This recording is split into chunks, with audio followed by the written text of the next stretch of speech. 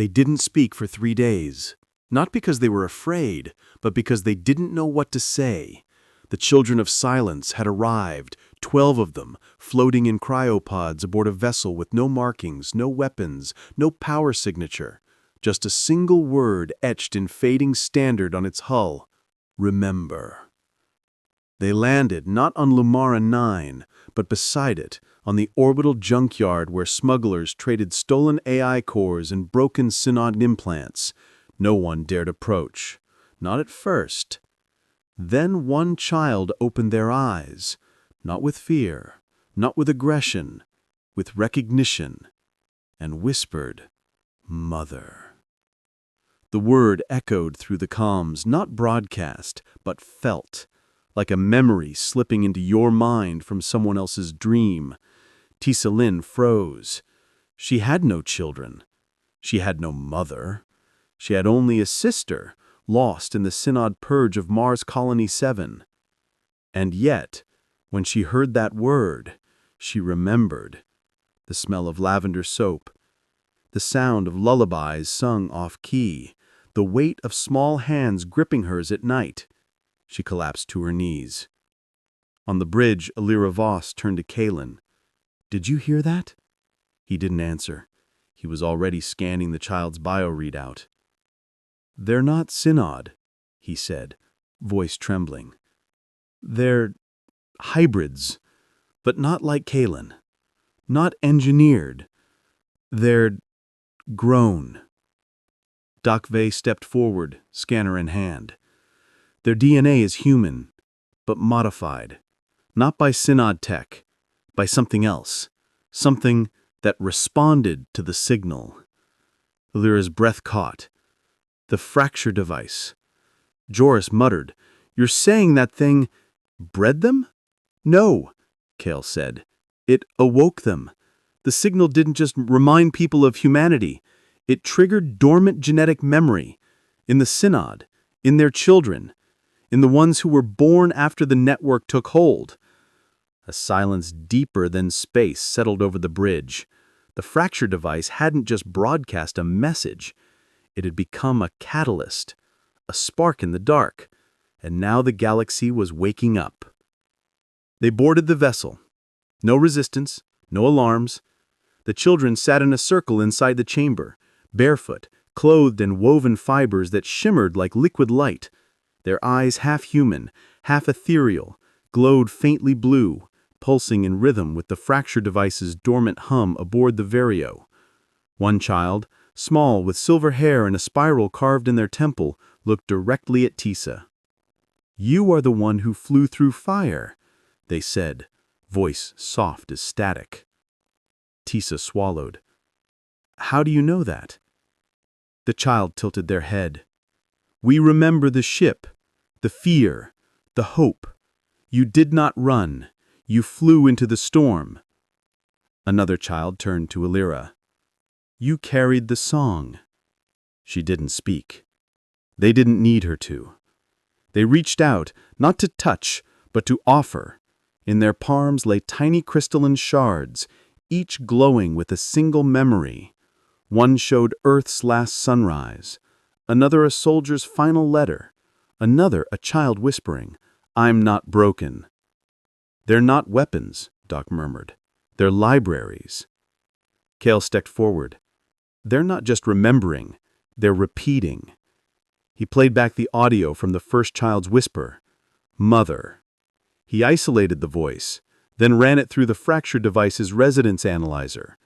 The device pulsed, and then it sang back, in the same voice, in the same tone, in the same emotional frequency. "It's not mimicry," Kale whispered. "It's resonance. The fracture device didn't just transmit memory, it taught them how to feel it, and now they're teaching others." Alira asked, "Who made you?" The silver-haired child looked up. "We were not made. We were remembered." The Synod responded within hours, not with ships, not with weapons, with silence. All Synod transmissions across the sector went dark, No compliance broadcasts, no directives, no harmonic hum. Then a new signal emerged, not from a vessel, but from every synod-controlled colony. A single phrase, repeated in every language, every dialect, every voice. We are becoming what we feared. And then, the first defection. A Synod harmonizer, a high-ranking envoy who had spent 30 years enforcing neural conformity, walked into a public square on the world of Vera 4, removed their implant with their bare hands, and screamed until their voice broke. I remember my daughter's laugh. I remember I used to cry when I was sad. He collapsed, and the crowd clapped, not in mockery, but in recognition. The Vireo received a transmission, not from a Synod commander, not from a rebel, but from Kaylin. Her face filled the screen, older, weaker. Her scar now ran across both cheeks. Her eyes were fully human. She said, "They are coming for the children, not to destroy them, to unmake them." She showed them a file, a Synod biolab. Inside, a dozen more children, still in gestation pods, floating in amniotic fluid infused with fracture resonance. But they weren't growing. They were dying. The Synod doesn't understand what they've created, Kaylin continued. They think the children are a virus, a flaw. But they're not. They're evolution. The fracture device didn't just awaken memory. It unlocked empathy as a biological trait. And the Synod? They can't survive that. She looked directly into the camera. They're building a new kind of weapon, a neural purge. Not to erase memory, but to erase feeling. They call it the stillness protocol. It will silence every child, every awakened soul, and it will leave the galaxy quiet. Alira asked, "Can you stop it?" Kaylin smiled, sad, beautiful, final. "I am already gone." The transmission ended. The screen went dark. Tisa whispered, "She's sacrificing herself." Joris clenched his fist. "To save kids she never met." Doc Vey said quietly, "No, to save the part of herself that still remembers what it means to be human." Alira stood. "Then we don't wait for them to come." She turned to the crew. "We go to the lab." The lab was buried under the ice plains of Cryos 9, a world the Synod had declared biologically inert, a perfect hiding place. They infiltrated under cover of a solar storm that scrambled all sensors. Inside, the air was cold, sterile, dead. Rows of gestation pods lined the chamber, each holding a child in suspended animation. Their skin was translucent, veins glowed blue. Their hearts beat slow, too slow. And at the center of the room, suspended in a glass coffin, lay Kaylin. Alive, but barely. Her body was half synthetic now. Wires fused with bone, neurolace threaded through her spine, a single human eye blinking slowly. She opened it. "Alira," she whispered. "You're still here," Alira said. "I am, because I chose to be." She gestured to the pods. "The stillness protocol is active. It will purge all fracture resonance from their neural cores. They'll become blank, like me before I remembered." Tisa stepped forward. "Can we stop it?" Kaylin's voice cracked. "Only if you destroy the core. But the core is linked to every Synod vessel in the quadrant. If you destroy it, you trigger a cascade. Every Synod AI will shut down. Every ship will go dark.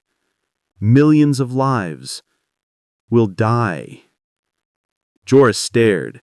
"So we save the children and kill 1,000,000 Synod envoys." Kaylin looked at the children. "They are not enemies. They are mirrors." Doc Vey stepped closer. "What if they're not meant to be saved, but understood?" He pulled out the fracture device. It was glowing again, not with chaos, but with song. A soft harmonic pulse, the same one the children emitted. "I think," Doc said slowly, "the fracture device doesn't just carry memory, it carries connection." Alira understood. She walked to the core chamber. It was a sphere of black crystal, pulsing with a deep, rhythmic hum, the heartbeat of the stillness protocol. If we destroy it, we kill them. If we don't, we kill the children. She placed the fracture device against the core, and she did something no one expected. She didn't fire. She sang, not with her voice, but with her memory. She remembered her father's hands on hers, teaching her to fix a broken engine. She remembered the smell of rain on Earth's soil. She remembered the first time she saw a star and thought, "I am small, but I am here." And the device sang back, a single, pure note. It touched the core. The core trembled. Then the black crystal began to crack. Not from force, from resonance. The fracture device wasn't fighting the stillness protocol, it was harmonizing with it. The blue glow of the children's veins spread into the core. The black crystal turned translucent, then glowing, then alive. The hum changed. No longer a purge, a lullaby. The core didn't explode, it opened. A beam of light shot into the sky, not destructive, but expansive. Across the quadrant, every Synod vessel shuddered. Every AI paused. Every envoy, man, woman, alien, synthetic, felt it. A memory, not of war, of love. Of a mother singing, of a child laughing, of a soldier holding a dying friend's hand. And for the first time in centuries, the Synod cried. They didn't retreat, they didn't attack, they simply stopped. One by one, Synod vessels powered down. One by one, envoys removed their implants. One by one, they walked into the open, not as conquerors, as witnesses. On Cryos 9, the children stirred. Their eyes opened, and they reached out, not to fight, to hold. One child took Tessa's hand. Another reached for Doc. Joras, gruff and silent, knelt before a small boy and whispered, "I don't know how to be a father." The boy smiled. "Then learn." Kaelin looked at Alira, her human eye wet with tears. "I am not what they made me," she whispered. "I am what you gave me." Alira nodded. "Then be it."